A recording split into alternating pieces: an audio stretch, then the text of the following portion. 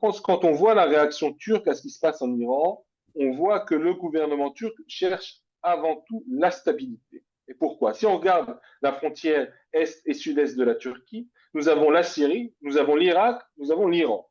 La Syrie et l'Irak sont des zones de tension et de désordre depuis le début des années 2000 et le début des années 2010. Le gouvernement turc n'a qu'une crainte, c'est de voir la frontière avec l'Iran, elle aussi, devenir une frontière problématique, sachant qu'en Iran, il y a tous les éléments qui ont transformé la Syrie et l'Irak en menace de sécurité pour la Turquie. Il y a une présence kurde, il y a la possibilité de réfugiés qui arriveraient de l'Iran en Turquie, il y a la possibilité aussi de problèmes dans le commerce entre les deux pays. Donc la Turquie ne veut pas voir la fin du régime des mollahs, au contraire, elle veut voir le régime contrôler le pays, aussi dans cette espèce de compétition régionale que la Turquie identifie, elle veut voir l'Iran être capable de s'opposer à Israël, parce que la Turquie n'a pas envie de se retrouver seule face à Israël, d'un certain côté.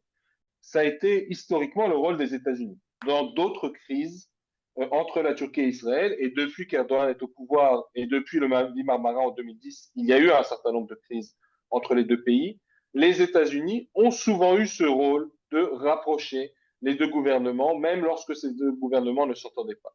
Le problème, c'est que aujourd'hui, les divergences sont tellement nombreuses et l'hostilité entre la Turquie et Israël est tellement importante que c'est une